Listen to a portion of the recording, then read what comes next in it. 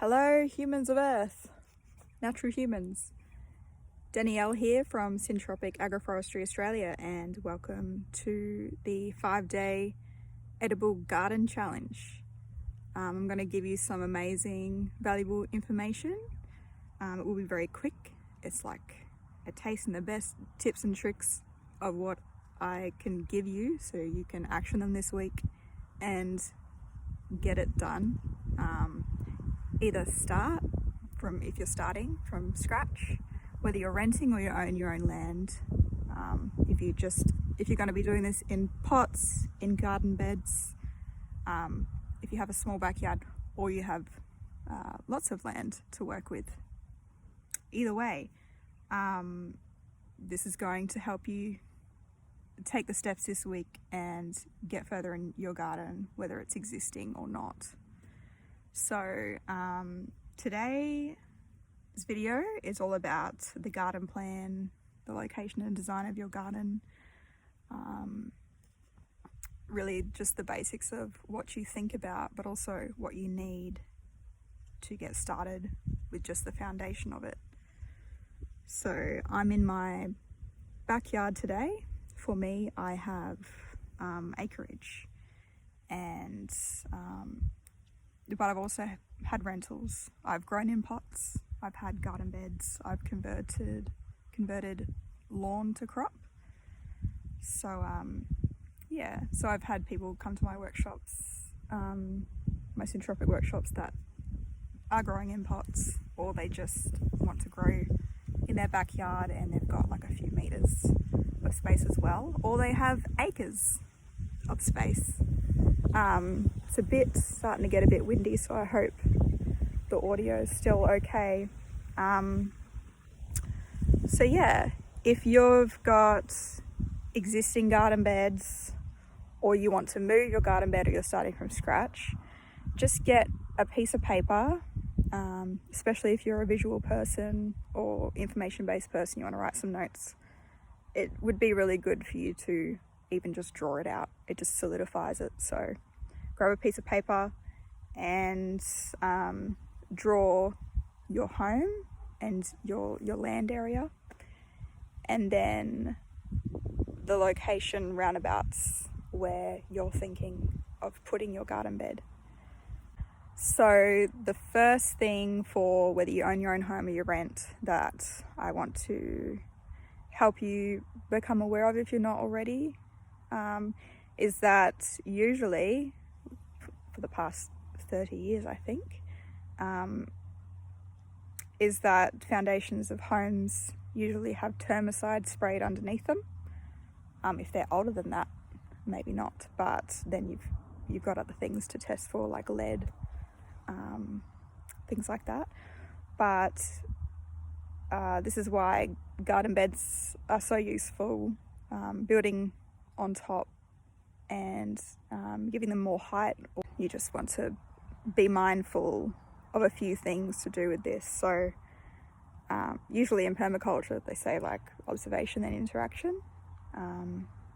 Before that, I have connection. I'm very much connection based, opening you back up to your remembrance and natural knowing of how to do this. We're only a few generations removed from naturally living this way anyway. You know, our great grandparents didn't have fridges and things like that, and grew a lot of their own food before supermarkets. Things used to be all organic, things like that. So but we do have things that we need to be aware of now, such as termicide. So it's super toxic, possibly one of the worst chemicals I've heard of. You can look up and research it online yourself.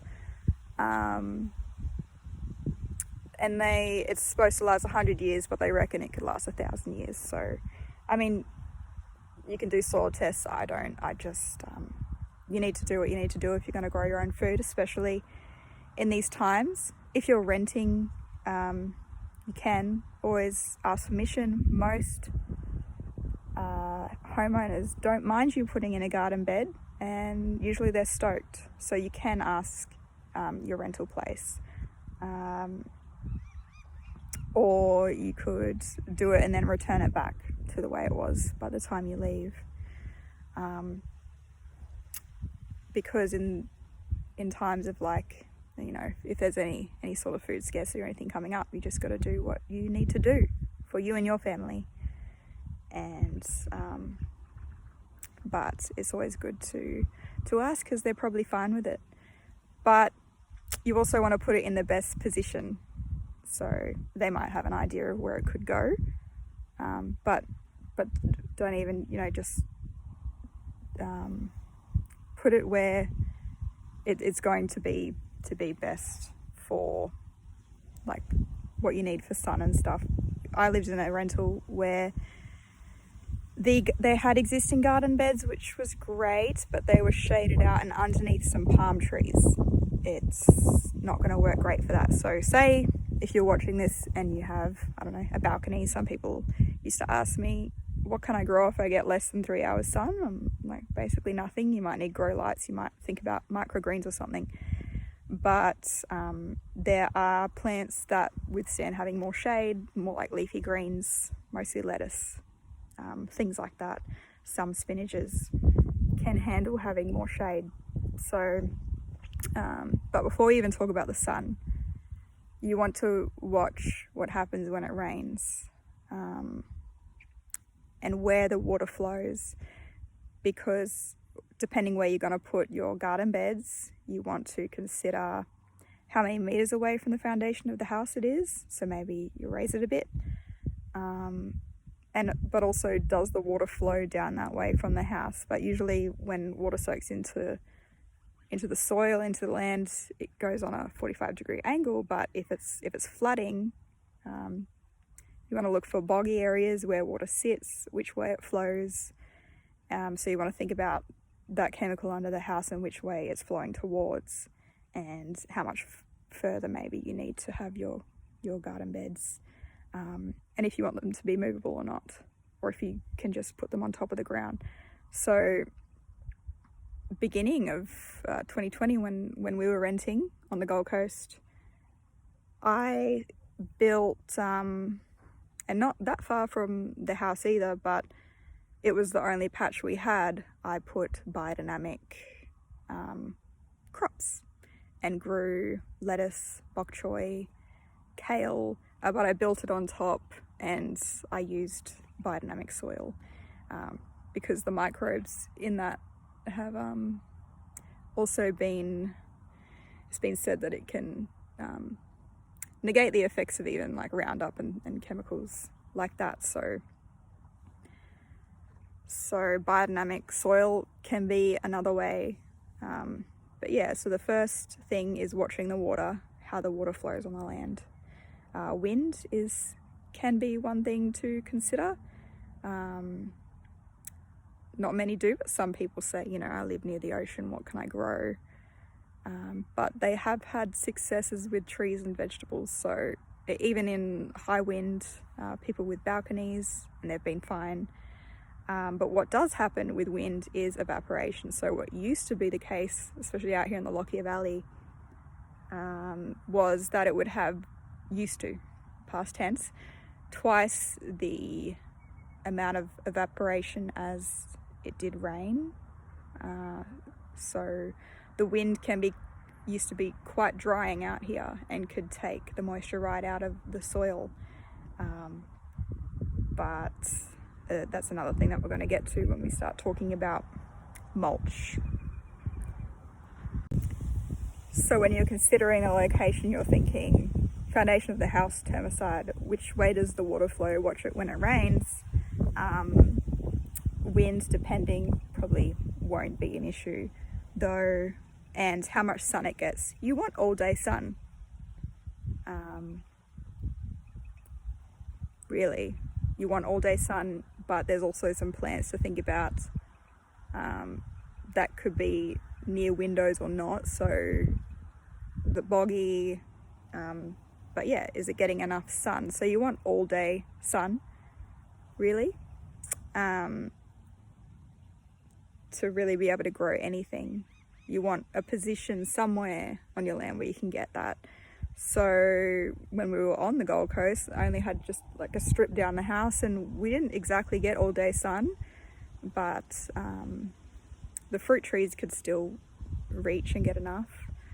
But I still managed to grow quite a bit there, and I still had my crops on the lawn. Even out here, I don't have garden beds yet. I don't know if I don't really think I need to, because I just grow on top of the land. But so here I still grow right on top of the lawn, and I'll also show you how to do this and the different layers and everything, and how to use what you have around you,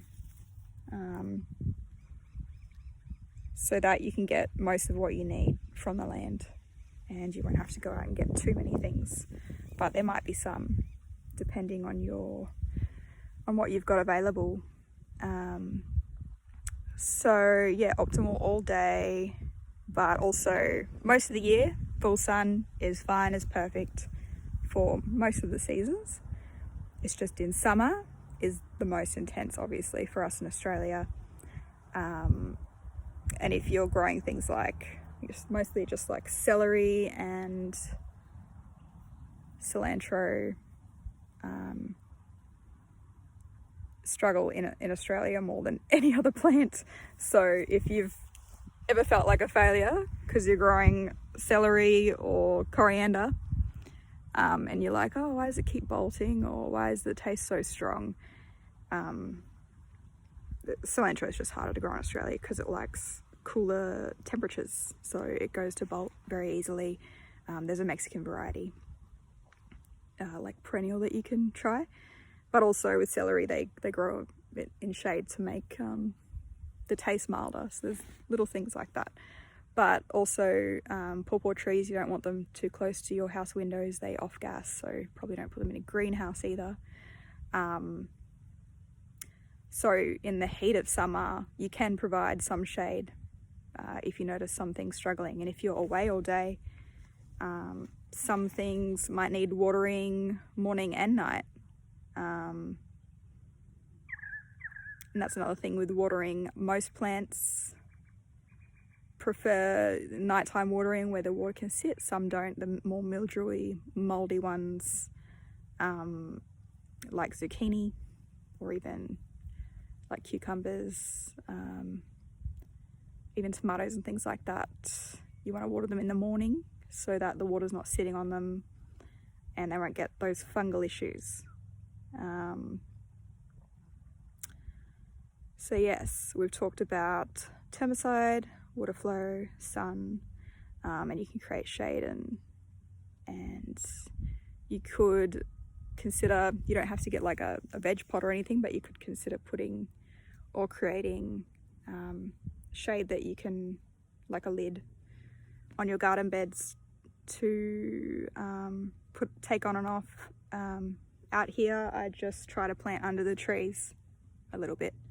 So if I'm growing greens, because I grow syntropically, and you can apply some of those principles if you're growing in pots or small garden beds anyway, totally. And we can talk about that as well, but yeah, I just grow under the shade of other trees and things, and it helps them out, and I just keep a watchful eye of how much to water during summer. Summer is where there's the most weeds. It's really not the rest of the year, easy. And we will get to weeds as well. So, but yeah, that's observation. Before that, I say connection. You know, you might have a feeling, a sense of where would be best to have it. So always trusting that you've got to be able to feel the difference between intuition or fear, and our knowing intuition comes down this way. But if you know how to do heart centering practices, connecting in with your body and your natural intuition, it can also help you build that trust on where you're going to be placing or moving your garden beds, or if they're already in a good place for you, and then feeling into whether you're going to be doing like wooden or metal garden beds, or planting on top of the lawns. And another thing that I would like to help you be aware of is the different types of woods. So there's only a few natural woods that can withstand being garden beds for 20 years that aren't treated. So like cedar, cypress, like the harder natural woods. And you might see online that people say, oh, they only last 5 or 10 years. But I know someone who's had them for 20 years and they look beautiful. But there's so many garden beds online that I see sold, and they're all pine and they're all treated, and then they say, well, line them with plastic. And I mean, you can line them with plastic, but I think the chemicals seep in. So if you're an organic gardener and you are aware of all of the chemicals and all that, yeah, so I wouldn't be using scrap wood or random pieces. You can, people do, they use what they have, or they use railway wood's super toxic, they're heaps of chemicals, and they just line it with plastic. You can if you want. I wouldn't. And I do have really good stuff here, but if I wanted to create some garden beds that I haven't yet, I just plant on top of the lawn. And if you want to go from lawn to crop, if you've got the space to do that and away from the foundation, then yes, we will get into that too. So the next thing I wanted to touch on is animals. Yes, if you have a dog or a cat, a dog will eat your plants and a cat can dig up your plants. I have had fencing even in my garden beds on wheels and rentals to keep cats out. So just some like chicken wire fencing or just some fencing to keep them out. Out here, when you have more land, yes, it's more about rabbits, kangaroos. They can chomp down new trees and things like that. So I've just tested out different areas of my garden for these things. I know and I see where they hang out. And it is where my gardens are currently. Where they don't hang out is in my native bush tucker garden. So I was considering putting some plants there, but it hasn't been that bad. They haven't taken heaps. We've got mice, we've got marsupials. It's been okay. It's been fine enough that I still get all the food that I need. Also with birds, that's mostly fruit trees that they will affect. So if you do feed birds like cockatoos, maybe stop. You don't really want to be enticing huge flocks of lorikeets and cockatoos. I have them, they come in and out. I've got rosellas, but I don't have huge flocks coming here and taking over, and I just let nature be nature. But you can, if you do and you really love that and you do that, you can use bird netting. Also, insects. I am vegan, and vegan gardening is, there are things that come up. I used to get caterpillars on plants and I'll just relocate them to somewhere else they'd eat. But there's things like aphids and stuff, aphids, that sometimes you've got to deal with. But when you're gardening syntropically, there's so much more than companion planting. Like, there's so much information that's super amazing, and I haven't had those issues here, and definitely not with syntropic gardening. So yeah, but what I did find, even though we don't need greenhouses, I had greenhouses to help with germination and to protect them from certain things. What I noticed is the insects would get confused. Even if I had a greenhouse with the door open all night, all day, insects just couldn't find their way in the same way if I had little seedlings that I was growing for my garden or for sale. I had them sitting out on a bench or on the grass or up on a table outside of a greenhouse. the insects would find them way easy. And you know, you get armyworms, different caterpillars and things. Grasshoppers sometimes can do quite a bit. And they just lop like the tops of all your seedlings off, and then they don't grow. So even though you don't need a greenhouse, I just found for growing seedlings, it confuses them. It's just another thing that confuses them. So I haven't used one here, I haven't had to, but for my chickens maybe, on the free range, when I first moved here, if it wasn't the heat I was managing to beat, because it was a 16-year drought when I first moved here, then the chickens were getting my chamomile seedlings, beautiful seedlings and whatnot. So yeah, that's another pet. But my garden beds are quite far out to the edges of my property, so yeah, I get kangaroos, rabbits. Still hasn't been much of an issue, but my chickens, yep, they don't walk out this far though. They can follow me sometimes, and they followed me to the raspberry bush the other week. I was like, dang it, I led them to the raspberry bush, and they were like getting the native raspberries. I'm like, they're my toddlers. So yeah, so I hope you're writing all this down, because it can be quite a bit of information depending on where you are and what your experience level is, and what you've actually done or achieved in your garden. So garden bed filling, if you do need to, you might already have soil in garden beds. If you don't, there are some cheaper ways to fill them up. So you could grow your grass longer, let it grow. It's much slower this time of year. Maybe you have long grass around, you can cut it and use that. You want green and brown materials to layer like a lasagna, and you actually don't want too much organic kitchen scraps.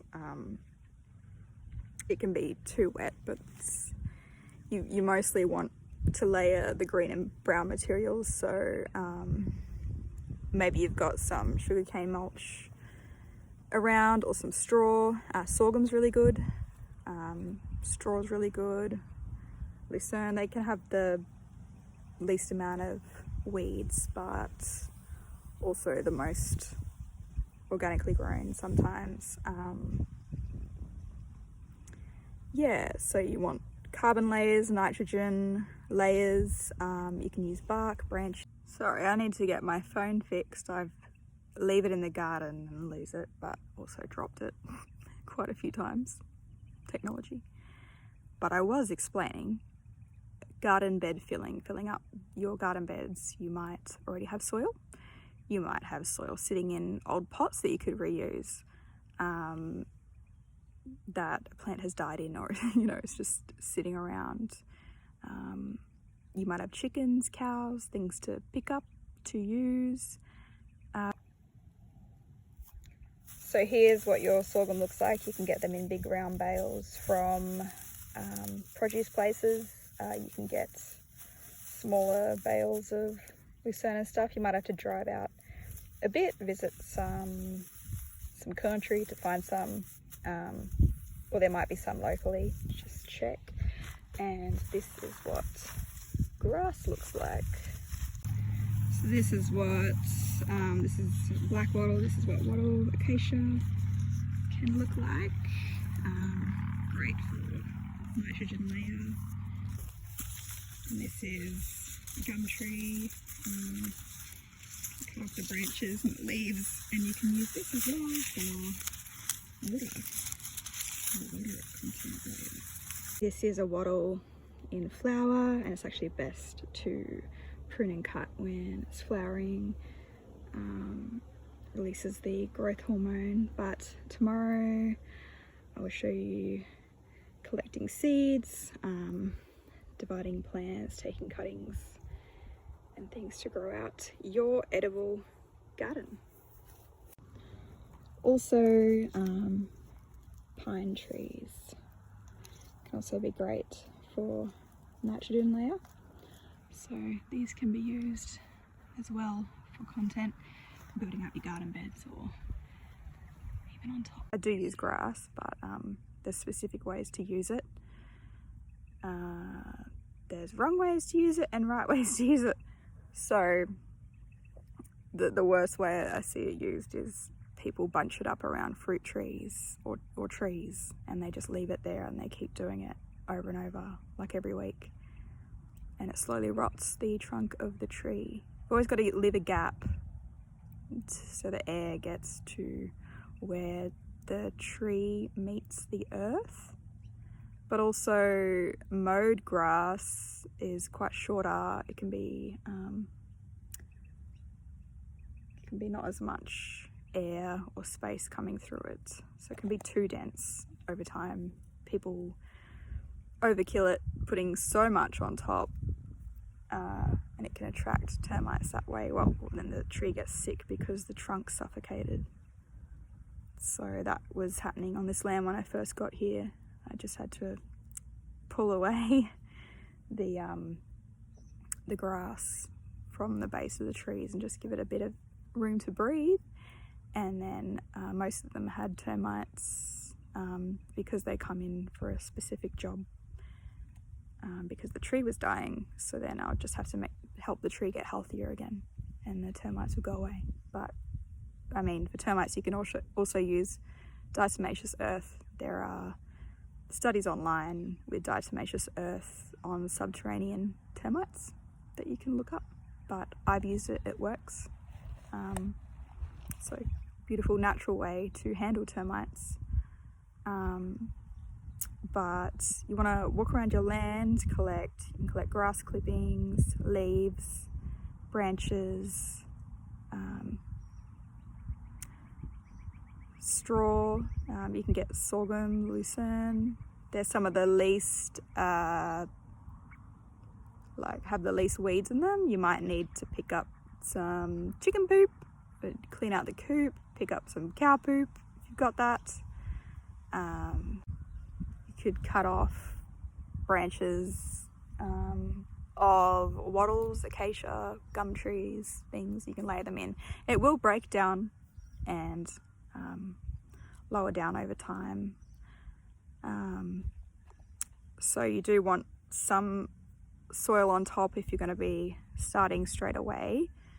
There's heaps of nurseries and garden centres have some brands of organic, certified organic imports or certified organic soils. Maybe the Garden Basics brand, Brunnings, Rockcoat have an organic soil. Apart from that, out here, if you're near the Lockyer Valley, sometimes you can find places with more organic soil, like not just from landscape soil. Can be really, really, really dreadful, and their premium even worse. It can just be bark and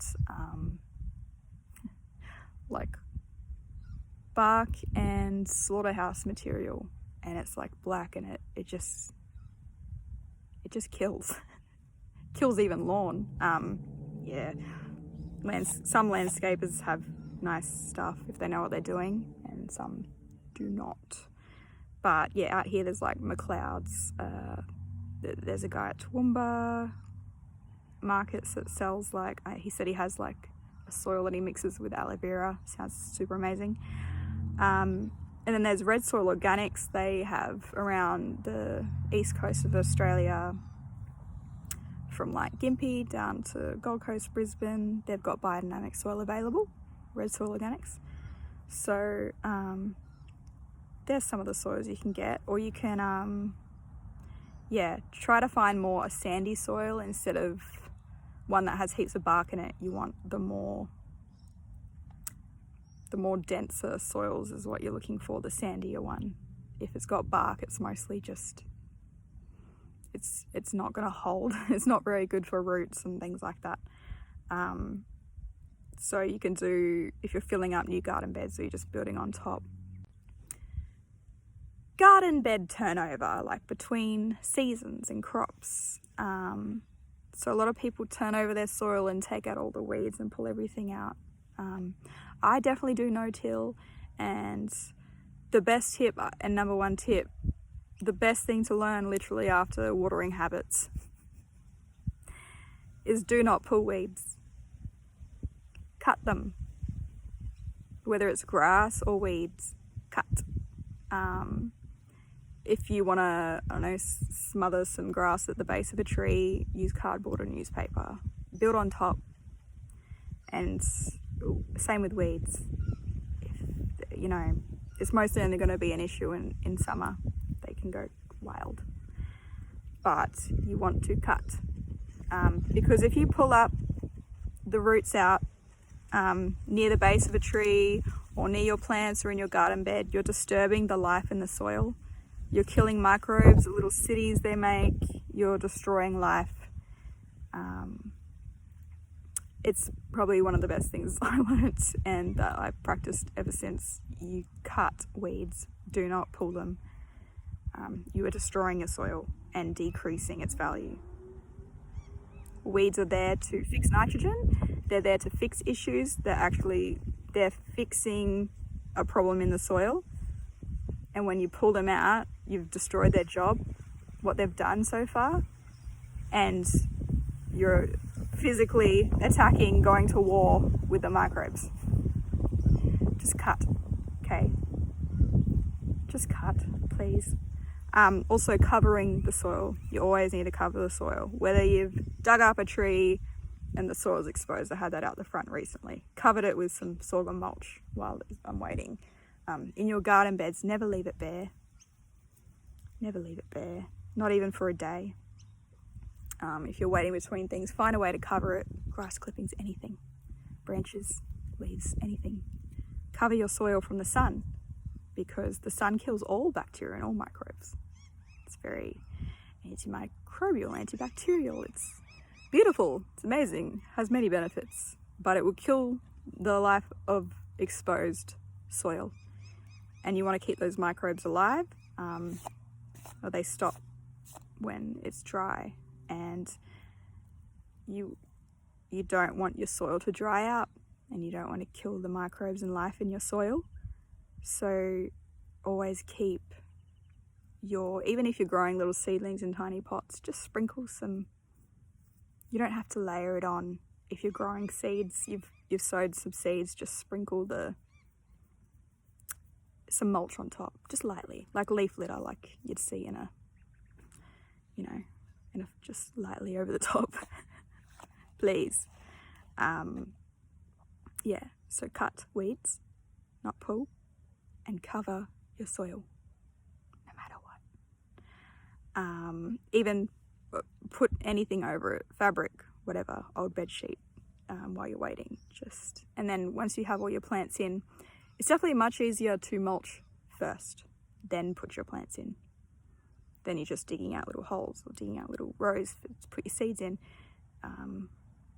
If you do it the other way around, you're carefully placing and lifting up the plant, and so mulch first before you put your plants in. If there's anything you're going to be needing to go get today or thinking about this week, so far it could be some extra soil, or even different. I'm going to show you ways to use what you have around as a fertilizer or to give back to your plants with nitrogen and stuff. But if you want, you can use, you can have a worm farm, or you can get some of that worm juice. You might know someone. You can make compost teas. You can buy seaweed fertilizer. All right. And if you've got chicken poop or manure that needs to be aged first, the only plants that can handle being put straight into manure is like tomatoes and pumpkins. So if you want to grow those and you've got, I don't know, a poop patch sitting somewhere, you can throw some of those seeds in from your kitchen. They're going to go well. So far I hope you've drawn your location, the plot of your land, and the garden bed style you're going to be going for to either start or change to, or what you've already got existing, and what you might want to add in, or just the few little notes perhaps, such as cutting weeds and keeping the soil covered. These are just basics for life after the habits of watering is just like the habit of flossing. For pots, you want to water like a whole 10-litre watering can. You could get away with every 2 days, but you can always tell if you've had heaps of rain or if it's already soggy or whatever. You will learn the subtleties of if your plant's looking like it needs water or not, but probably every 2 days for garden beds and pots and things. And yes, when you buy plants from nurseries, they water them a few times a day and baby them, and then you get them home and they've been babied and weakened because they watered too much. Sometimes leaving it for that extra day can help the roots seek water, and sometimes it can completely dry them out and kill them. So you'll learn the subtleties of these. So yeah, you can cut grass, find straw, collect leaves, branches, sticks, go pick up some soil. You can get seaweed fertilizer if you want to, or you could add in, I don't mind doing this, some people do, I do it, you can add in your kitchen scraps on top of your garden beds, or if you've got a banana grove or something, you make like a little compost pile and then you can throw it all in there.